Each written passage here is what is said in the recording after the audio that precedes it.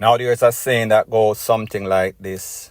Sometimes it is better to be lucky than good. I am speaking about a couple of artists slash producer slash crime producers from the Montego Bay era. Specifically Squash, Six Boss, Tommy Lee Sparta, Shabdan producer, crime producer, and also Reagan King.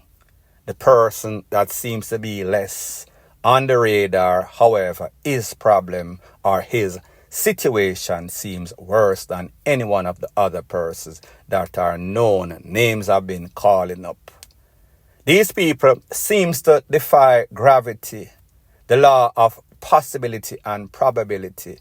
Don't know if they're lucky or the law is just incompetent or it is just that karma has no sorts of expiration dates.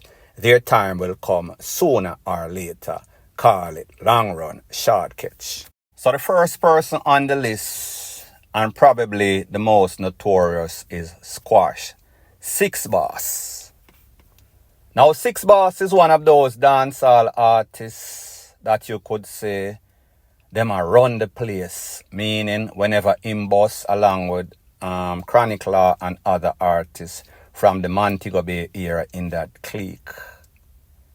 Their name, or his name and his clique, Six, has been calling up in all sorts of criminal activity.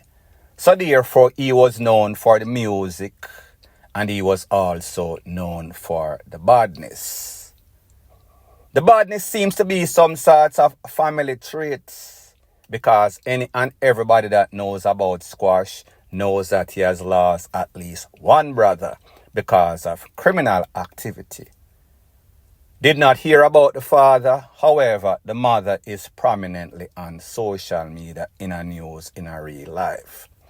She is what we would call the defender, facilitator of her family, her son Squash, the BS. His name was being called up in all sorts of SHOOTING, all sorts of MURDER, scamming, lottery scamming to be specific. However, it seems as if, even though he was under the surveillance of the Popo, none of those crimes could not stick. He managed to evade, avoid, slip through the crack of law enforcement in Jamaica, went to jail a couple of times under the state of emergency, got locked up for a few short days, months, or whatever you call it. Then 2 tours we heard that he was in Florida, Miami to be specific. So therefore, with all that has been calling up on his name, all of the allegations, accusations, him still managed to reach America and is there legally with work permits.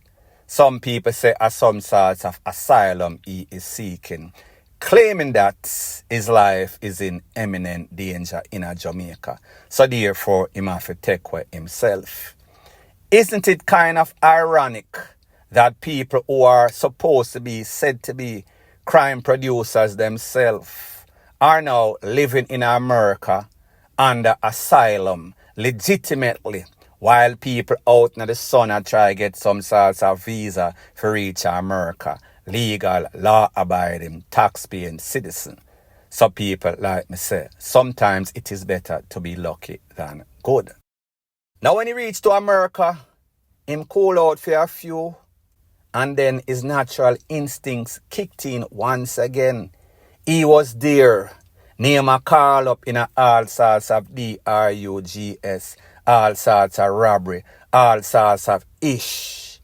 Yes, he was doing the music, and yes, the music was also popping. Yes, he was still just as popular in America like he was in Jamaica. None of that changed.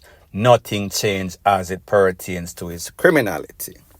The most notorious case that he was involved with an ex-Kumbolo, I think J-Man that youth's name is, When they went for some people based on information, rumors out there, some sorts of drugs deal went bad. Some sorts of criminal activity went bad.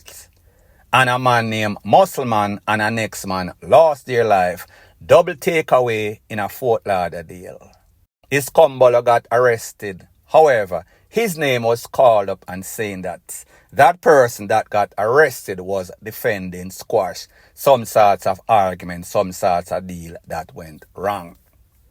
Everybody on social media say, well, Squash finally got what he deserved. He is going to go down. If you ask the average person on the street in Jamaica or overseas, Squash was finished. His music career, his badness career was over.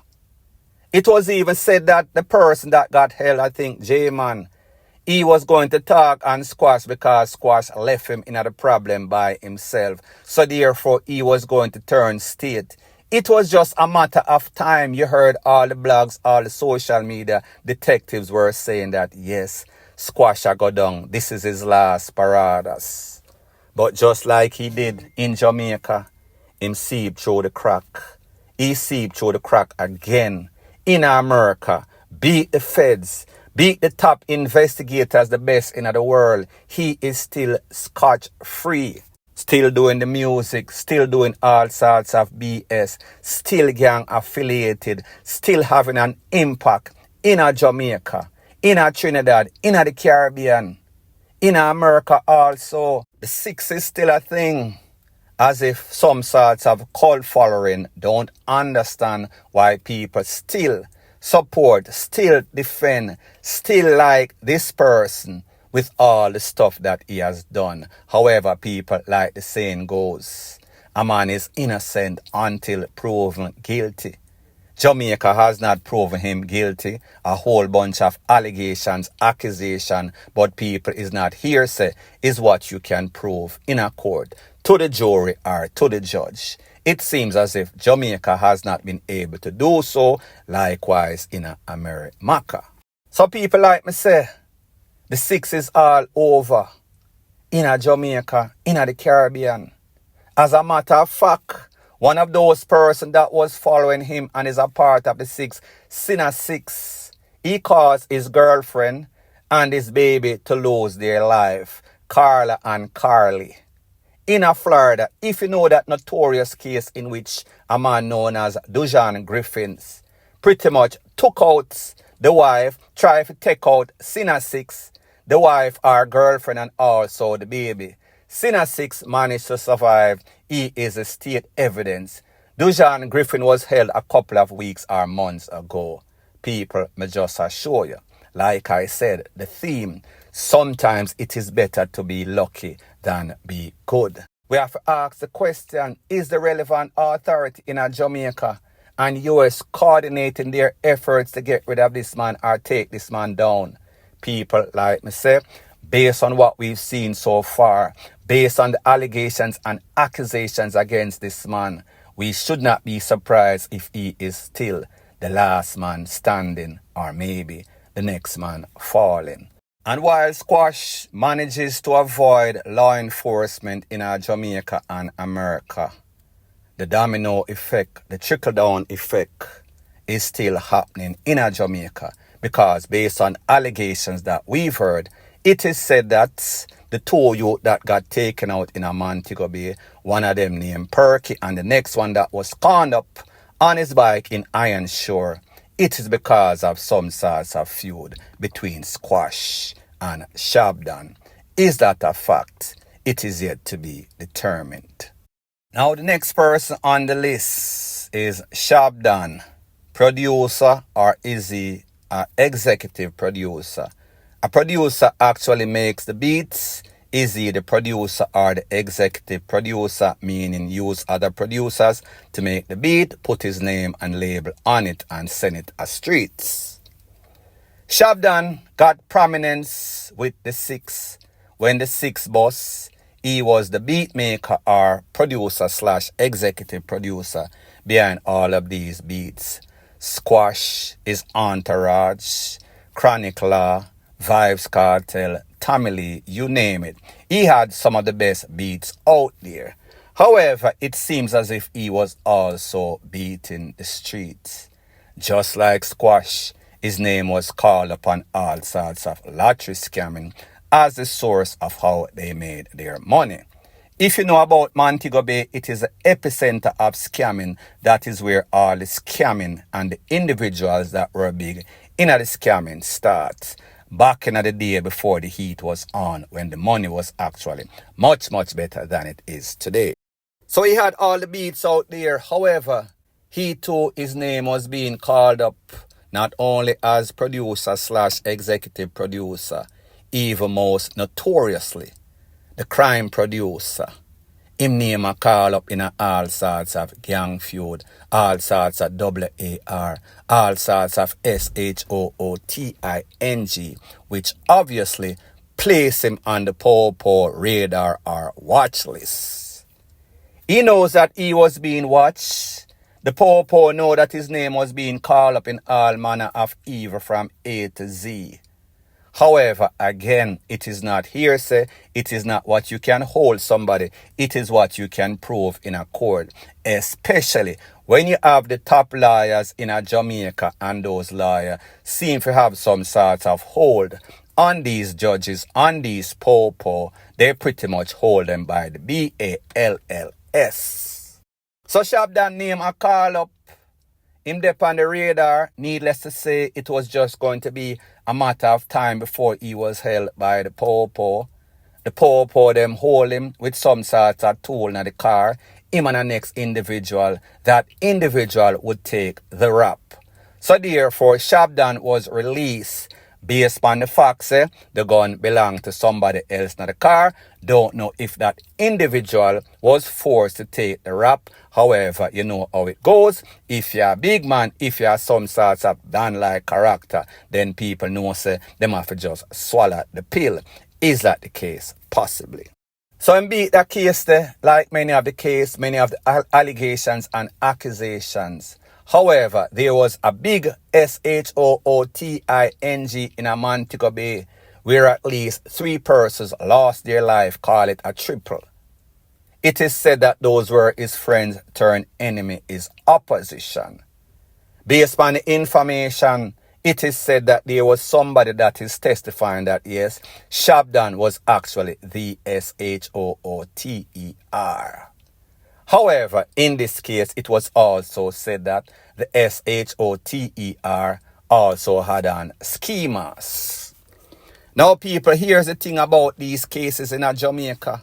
If you cannot properly identify that person, whether through voice, if that person said something, or through the face, the schemas is not a face. The schemas is a hindrance to most cases. Unless, of course, that person has a distinctive voice, they are voice note. Unless, of course, that person has some sort of distinctive walk. Unless, of course, there were video surveillances proving or showing this man walk or this man voice, some sort of thing that separates him from everybody else in the whole entire world. Now, people like me say, there was some sorts of witness that claims say yes, him knows say him and couple other people. So therefore, criminals are the state witness, key witness. And in some cases, they make the best witness. However, in most cases, they make horrible witnesses because the lawyers, defense lawyers, are going to twist them and turn them up.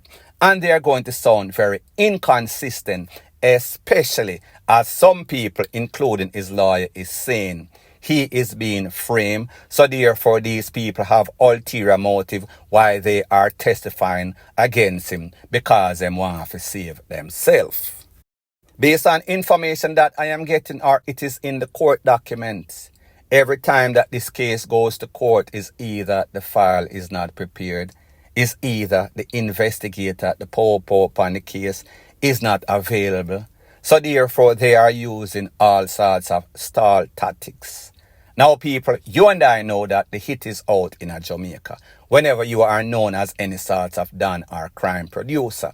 So therefore, the way that you are going to be treated is going to be different because people know, say, listen, We don't have no evidence upon him. We know that he is doing XYZ. However, it is hard for us to prove it. So therefore, your rights, even though you've been doing a whole bunch of wrong, is going to be violated. In my humble opinion, I think that this man is going to be this case. This man is going to come to street. This man is going to be free. However, I think as it pertains to Squash, he is better off in America. If he actually gets extradited back to Jamaica, if the US authority and the Jamaican authority coordinate and send him back to Jamaica, even though more than likely they cannot prove anything. My point is this. Some of these people, like me saying in the case of Squash, better off in America if him come back to Jamaica. And as it pertains to Shabdan, if he gets released, more than likely he is going to DIE, even if it is some sorts of popo posing as criminal. The next person on the list, Tommy Lee Sparta, hails from Montego Bay Flankers, I think. Now people, Tommy Lee Sparta came to prominence. Well, he was always big underground. But he came to prominence when he joined with Vybz Kartel. He got the highlight and the spotlight ever since. There was no sorts of turning back. But like most of these people from Montego Bay, his name was called up in all sorts of lottery scamming, all sorts of illegal activity, all sorts of pie up, all sorts of MURDER. Again, you have to prove it is not allegations and accusation or hearsay. Them they can go to court, well they can. However, they are not going to stand up, especially if these artists have some sorts of big top liar. Some name a call upon lottery scamming. As a matter of fact, there were several occasions when Popo, Lottery Task Force went to the house, find all sorts of paraphernalia as it pertains to that, getting big lawyer, go to court, and him buck the case, as usual. There was also a next instance in which the Popo them are set up for him in a manor park, a uptown, uppity place. It is said that Popo special operation in all sorts of schemas shock and awe him when he was coming from some sorts of party. Luckily for him and his company, they did not try to bust up any sorts of con or did not have any sorts of tool. In them presence, again, he was held, he was released. It seems as if this man is a hard man for DEAD and a hard man for keep a prison. He was out there, still popular, still buzzing, because you know, say, in a dancehall, image is everything, especially bad man image. However, a lot of the shows that he was supposed to go is either the promoters were contacted by the Popo or the Popo pull up on a lot of these spots and stop the show. He was pretty much placed on the blacklist. Blacklist that is. That means that anywhere him there, no sorts of party can keep. Because of his affiliation with GANG and Vybz Kartel, so went the US visa, didn't get it. So went the Canada visa. So went the UK. He was pretty much blocked from going any other place other than the Caribbean, other than Europe, other than Africa. As a matter of fact, he was even banned from going to certain Caribbean and West Indies places. So therefore, he was losing a whole bunch of money. There was even some sorts of lawsuit against the government of Jamaica because he said that they are stopping him from getting any sorts of money. As a matter of fact, he even filed some sorts of lawsuit against some sorts of Caribbean nation, and he won a couple of million US, I think 3. Is he paid? Was it appeal, people? Me not really know the specific. I doubt that he got that money. Not too sure. So people like me say, like most of these artists, they keep getting away. So therefore, they thought that they were invincible. There was also information out there that he was involved in some sorts of feud with a next man named Clear from Montego Bay. They were rivals. Needless to say, Tommy Lee Sparta was not taking any sorts of check. Tommy Lee Sparta was rolling with some sorts of unorthodox security.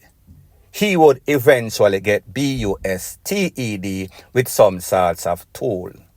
Luckily for him, he did not get caught up in the fresh 15, meaning minimum mandatory, no less than 15 years if he was caught.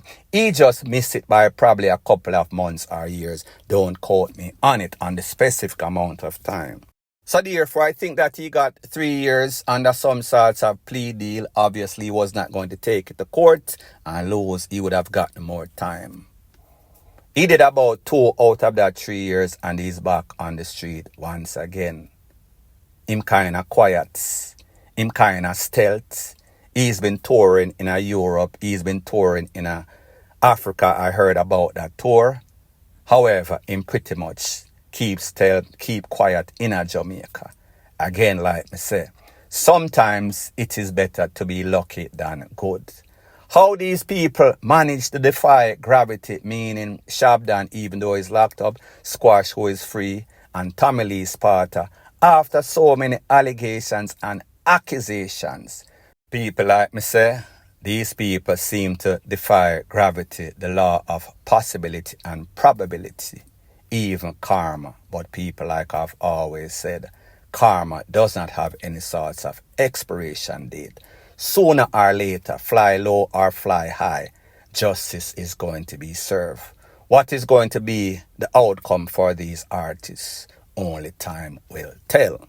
So people, you hear the file about Squash, you hear the file about Shabdan, you hear the file about Tommy Lee Sparta. There's a next Montego Bay artist that was more stealth. You never really hear too much things on his name. However, he got conned up.